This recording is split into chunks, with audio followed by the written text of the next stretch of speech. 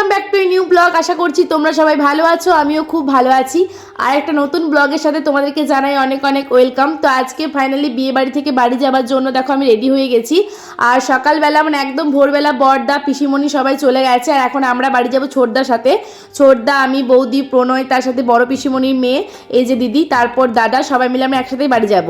তো বিয়ে বাড়িতে অনেক আনন্দ হলো। ফাইনালি আজকে বিয়ে মানে বাড়ি যাওয়ার পালা। বিয়ে বাড়ি কমপ্লিট গাইস, চলো এবার বাড়ি যাই আমরা। আবার গিয়ে সেই বোরিং ব্লগ, সেই ঘর সেই বাড়ি আমার, ওখানেই দেখবে কি করবে।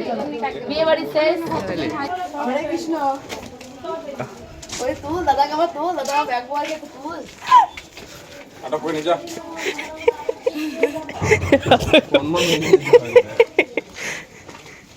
রমন দিয়ে তোকে হায়ার করে দিবো, আমার বিয়েতে ব্লগ করতে। আমার স্টোরি ফুল হয়ে যাবে তো।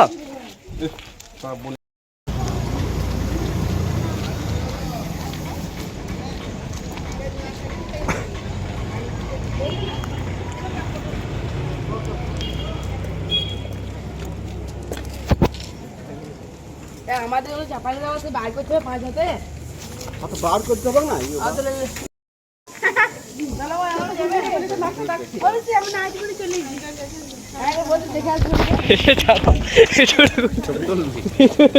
আরে তুমি দিচ্ছি না, আরে তুমি সাথে কইতে দিছি না, কইতে দিচ্ছি না। সবসময় করবে, ফুচকা খাবে, হ্যাঁ গো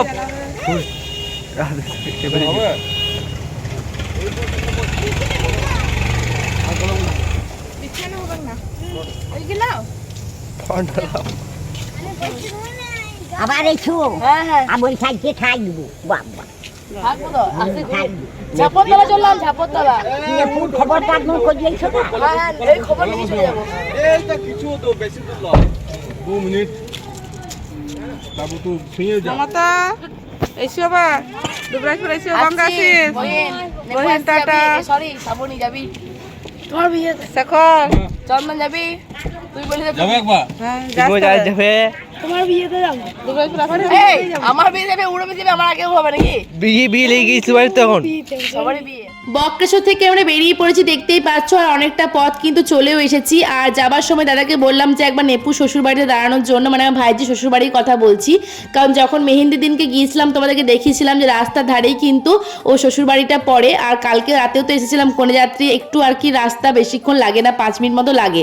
তোকে ফোন করে বললাম যে বাইরে একটু আয়, কারণ তোর সাথে দেখা করে যাব। কালকে রাতে যখন ওকে মানে কনেযাত্রী খেয়ে গেলাম বাড়িতে, তখন তোমরা আগের ব্লগটাই দেখতেই পেয়েছো যে কতটা জ্বর আর কি, মাথায় জল ঢালতে হচ্ছিল, প্রচণ্ড অজ্ঞান হয়ে গিয়েছিল, তার কোনো হুঁশই ছিল না। তাই যাওয়ার সময় কোনো কথা হয়নি, ওই অবস্থা দেখে গিয়েছিলাম। আমরা সবাই বাড়ি চলে গিয়েছিলাম, কিন্তু বৌদি দিদিরা ওরা কিন্তু রাত 12:30 1টার পর বাড়িতে গিয়েছিল। কালকে রাতেই ডাক্তার দেখানো হয়েছে, আর জ্বরটা কিন্তু কালকে রাতেই কমে গেছে। তো তাও ওর সাথে একবার দেখা করে গেলাম। আর ওকে জিজ্ঞাসা করছিলাম শরীরটা ঠিক আছে কিনা, বলে হ্যাঁ জ্বরটা ছেড়ে গেছে, কিন্তু গলায় ব্যথাটা আছে। তো যাই হোক, ওর সাথে একবার দেখা টাকা করার পর এখন দেখো ফাইনালি 5টা পর্যন্ত চলে এসেছি। আর রাস্তায় কোনো ভিডিও করিনি। আর এখান পর্যন্তই তো আমাদের শেষ সীমানা, মানে আর তো দাদার সাথে যাওয়া যাবে না, মানে ছোটোর সাথে যাওয়া যাবে না। ছোটদার এখন সোজা চলে যাবে খোট্টাড্ডি বাজারি পর্যন্ত, মানে পান্ডবেশ্বর পেরিয়ে। আর এখন আমরা চলে যাব বাড়িতে, মানে আমি আর দাদা। তো এখন গাড়ির মধ্যে সব লাগেজগুলো ছিল আর কি, দাদা আর আমার সব আর কি বার করে নিচ্ছি। আর এখানে একবার প্রণয়ের সাথে আর কি একবার ভিডিও করতে গেলাম, দেখা করতে গেলাম, কারণ গাড়ির কাজটা খুলিনি, যেহেতু ভেতরে এসি চলছিল গাড়িতে, তাই আর কি খুলিনি। তো দেখো এখান থেকে একবার দেখা করলাম বৌদিদেরকে সাথে আর কি। যাই হোক, তো চলো এখন যাই, আর তো আমার যাওয়া হবে না। তো ওরা এখন বাড়ি চলে গেল, আর আমি আর দাদা চলে যাবো এখন আর কি এই দিকে। আর 5টা মোড় থেকে আমাদের বাড়ি যাওয়া কোনো ব্যাপার না, কিছুক্ষণ আর কি বসেছিলাম 10 মিনিট মতো, তারপর বাস চলে এসেছিলো। আর বাস ছাড়াও তো তোমরা জানো যে এখান থেকে টোটো অটো সব কিছু আর কি যাওয়া যায়। তো চলো আমরা বাড়িতে যাই। তো বন্ধুরা, এটা হচ্ছে পরের দিন সকালবেলা, মানে কালকে আমরা বাড়ি এসেছি, আজকে হচ্ছে তার পরের দিন সকালবেলা। আমার প্রচণ্ড গলায় ব্যথা শুরু হয়ে গেছে আগে থেকেই তো আমার গলাটা ধরা ধরা ছিল, কিন্তু বাড়ি আসার পর এতটা পরিমাণে গলা ব্যথা কি বলবো। দেখো এইদিকে মা রেডি হচ্ছে, একটা সাঁকো স্নান আছে, তো সে কারণে আর কি মা ওখানে যাবে। আর আমি এইদিকে দেখো পার্স নিয়ে রেডি হয়ে গেছি, আমি যাব বাস স্ট্যান্ডে ভাইয়ের সাথে, কারণ ওষুধ কিনতে হবে। কারণ এতটা গলা ব্যথা আমি কথা বলতে পারছি না, মানে কি বলবো, সে কারণে ভিডিওগুলো আসতে অনেকটা লেট হয়েছে, যেহেতু এডিট করতে টাইম লাগবে। তো এখন বাস স্ট্যান্ড চললাম ওষুধ কিনবো, তার সাথে কিন্তু আমাদের পাড়াতে একটা ভাইয়ের আজকে অন্নপ্রাশন আছে, সে কারণে গিফটও কিনতে হবে।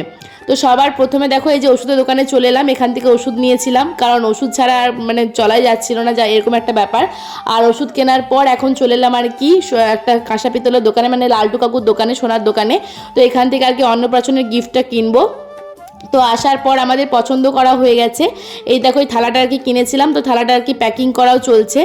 আর সেরকমভাবে কোনো ভিডিও করতে পারছি না, জাস্ট ক্লিপগুলো একটু শেয়ার করছি, তাই ভিডিও করার মতো কোনো মুডই নেই, কারণ শরীরটা সত্যি খুবই খারাপ। তো এখানে আর কি থালাটা প্যাকিং করার পর বিল টিল করি এখন বেরিয়ে পড়েছি, দেখতেই পাচ্ছ সব কেনাকাটা হয়ে গেছে। এখন আর কি বাড়িতে ফিরবো। আর বাড়িতে আসার পর দেখো এখানে আর কি একটু মতো ছোট্ট বাটি করে একটু মুড়ি, ছোলা, আলু ভাজা এইসব নিলাম আর কি খাওয়ার জন্য, কারণ পেটে খিদে থাকলেও কিন্তু গলা ব্যথার জন্য খেতেই ইচ্ছা করছে না। তো যাই হোক ওষুধ খেতে হবে বলে খেলাম। আর তারপরে যে 3টে ওষুধ, মানে 3টে করে ওষুধ দিয়েছে, 4 দিনের মতো ওষুধ দিয়েছে, তো এই ওষুধটা আর কি খেলাম। তো ওষুধটা খাওয়ার পর একটু আর কি গলা ব্যথাটা ঠিক ছিল। আর এখন বাজে প্রায় দুপুর 1টা মতো, দেখো মা আমি দুজনে কিন্তু বেরিয়ে পড়েছি অন্নপ্রাশনের ভোজ খেতে যাবার জন্য। আর বাইরে প্রচণ্ড রোদ, মানে সাংঘাতিক রোদ। ভাই আর বাবা আগেই চলে গেছে, আমি আর মা এখন যাচ্ছি। তো দেখো এখানে চলে এসেছি এখন অন্নপ্রাশনের বাড়িতে। এখানে দেখতেই পাচ্ছ এই যে পুচকুটা ভাইটাকে দেখছো, ওই ভাইটারই কিন্তু আজকে অন্নপ্রাশন। আর এখন যার কোলে রয়েছে সেটাই হচ্ছে কাকিমা, ওই কাকিমাটারই ছেলে এটা। যাই হোক, তো এখানে আর কি এলাম, আর আসার পরে আর কি একটু মতো ফটো টটো তুললাম, তারপরে আর কি এখন বসে পড়েছি খাওয়ার খেতে। বললামই তো ভিডিও করার কোনো এনার্জি ছিল না আজকে, কিন্তু তাও একটু একটু করে সব কিছু শেয়ার করলাম। 2 দিনের ব্লগ মিলে দেখো কত ছোট্ট ব্লগ হয়েছে, এখানে বুঝতে পারবে যে কতটা এনার্জি ছিল। যাই হোক, তো খাওয়া দাওয়ার পর দেখো এখন আমি একটা আর কি শরবত খাচ্ছিলাম, কারণ এখানে শরবত আর লস্যির কাউন্টার ছিল, মানে স্টল ছিল। আর আইসক্রিম খাইনি, আর শরবতটাও কিন্তু গরম করে খেয়েছিলাম। তো মা এখন বাড়িতে চলে গেছে খাওয়া দাওয়ার পর, আর আমি এখন মাসির বাড়িতে ঢুকলাম, কারণ আমি দেখলাম যে আমার বড় মা ছিল মাসির বাড়িতে। তো বড় মাকে বলছি তাকাও তাকাও, বড় মা বুঝতেই পারছে না। বড় মা বলছে মুখে বল যে ক্যামেরা করছিস, আমি তো বুঝতেই পারছি না। তো বড় মাকে দেখলাম যে মাসির বাড়িতে রয়েছে, তাই আমিও আর কি ঢুকলাম। তো চলো বন্ধুরা, আজকের ব্লগটা আমি এখানেই শেষ করছি, দেখা হবে নেক্সট ব্লগে। ততক্ষণ পর্যন্ত সবাই ভালো থেকো, সুস্থ থেকো। আজকের মতো টাটা, বাই বাই।